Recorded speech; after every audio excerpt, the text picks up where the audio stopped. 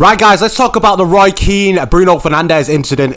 I'm going to keep this quick, bro, because it's hot, bro. If you're in England at the moment, it is hot, bro. It's currently 26 degrees in Tameside, Manchester at the moment. It's hot, bro, and it's like 7 o'clock. 7 p.m, 26 degrees. It's hot. England's just not made for this kind of heat. Say what you want.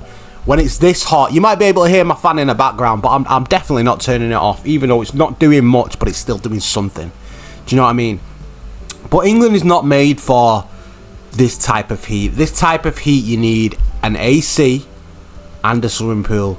So when you get too hot, you can get in the pool or you can go chill inside with the AC. In England, if you're just a normal person, you've not got a swimming pool in your back garden and you've not got AC in your house. So it's torture. Sleeping tonight is going to be absolutely disgusting. But yeah, let's talk about the Roy Keane incident. And I just want to say before I speak on it, I have no emotional connection with Roy Keane. I started watching football when Roy Keane left United. So I started watching football at about 8 or 9 in 2005. And that's when Roy Keane left Manchester United. So I have no emotional attachment to Roy Keane like the people that were born like early 90s, 80s, and obviously before who seen Roy Keane in his prime through the 90s and the early 2000s. Yeah, I didn't see Roy Keane. I didn't see him as a captain. I didn't witness it. But all I can do is appreciate him, and I do appreciate that he is a United legend. But yeah, let's go on. So Roy Keane was on Overlap, and he's misquoted Bruno Fernandes. Bruno Fernandes said this. He said, "There were times I could have passed instead of shoot, but I shot instead." So Bruno Fernandes is saying that he should have passed, but he shot instead. Roy Keane has twisted this quote and said Bruno said he should have shot, but he passed instead because he's caring about the assist record, which is false. Bruno Fernandes did a interview with Stephen Bartlett about, I think it was last night or 2 days ago, and he said he was very respectful about the whole situation. All he said is that he doesn't like lies. He can take criticism, but if someone's lying about him, he can't accept that. And apparently he asked Ollie Solskjaer for Roy Keane's number and texted him or called him. And judging by Roy Keane's reply on Instagram, I can guarantee Bruno Fernandes didn't get a reply off Roy Keane. But after all this, Roy Keane has last night posted this picture right here that we're looking at right now. Too much attention makes a donkey thinks he's a lion. For me, guys, it's just straight up childish. It's like a schoolgirl indirecting their ex-boyfriend on Instagram. Roy Keane's 50-something-year-old man. You can't be doing this, and it's the legends thing again. Here we go again. And the Paul Scholes thing with Lisandro Martinez, I didn't like that. I actually really liked their podcast with him, Nicky Butt, and Paddy McGuinness. But after that situation, I just stopped watching it because I couldn't watch him. I couldn't watch him because it was just annoying how they can just oblivious to that they're wrong, they're clearly wrong, but they just won't apologise, which is just so weird. And Nicky Butt, to be fair, has not done that much, but Paul Scholes went in on Carrick again, didn't he, with his last Insta story. But I think this one's worse than Paul Scholes and Nicky Butt. I think it's way worse. Gary Neville, to be fair, I like Gary Neville. I like him on the Overlap. I think he's a decent pundit. I like him as a pundit, but where I really, really can't stand Gary Neville is when he's commentating on United games. That's when I can't deal with him. He's just so bad commentating United games. But other than that, I like Gary Neville. But this one tops a lot for me, because back a few months ago, was it last year, where Roy Keane was just going mad about Bruno Fernandes, just going absolutely skits. And you could tell everyone on the table just looking at Roy Keane, like, thinking, chill out, mate. What is going on? Like, what's Bruno done to you? And he's done it again. Someone mentions Bruno, and he assists record, and he just starts going absolutely mental, making stuff up. And now Bruno's come out and called him out on a big platform. Stephen Bartlett's podcast thing he does where he interviews people, Diary of a CEO, is a massive platform. So Bruno's come out and called Roy Keane out for just misquoting what he said.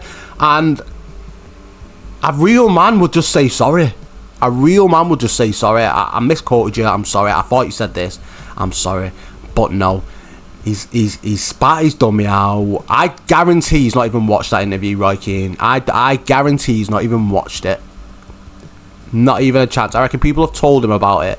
I reckon people have said, Bruno Fernandes has said you've been lying, blah blah blah, and then he's just posted that. He would not even watch that, I don't think, because he's that type of person to just sit there, cross his arms, say I'm right, I know what I heard, and you all care about the assist record. And it's sad, really. It is really sad, because I liked Roy Keane. I think he was funny, but the past year he's been very, very salty, like very, very salty and weird, and salty in a weird way. Like, why are you getting so angry at these guys? You know what I mean? And he's said numerous of times he's not a United fan. Like, if United lose, it wouldn't affect his weekend or anything. So it's sad, because before last year, when the overlap was on, I thought he was funny. Do you know what I mean? I thought he was a really, really funny guy. But this has just took it to a different level. Like, Bruno Fernandes is the brightest spark we've had post Ferguson. For me, Bruno Fernandes is a massive player for me. All my adult life, United have been absolutely awful. So my life as an adult, from 16, 17 to 16, 17, 18, starting from then, United have been absolutely terrible. 12, 13 years, it's been awful. And Bruno Fernandes is the highlight of that dark period, and a bright light. Someone that could literally play in any other team.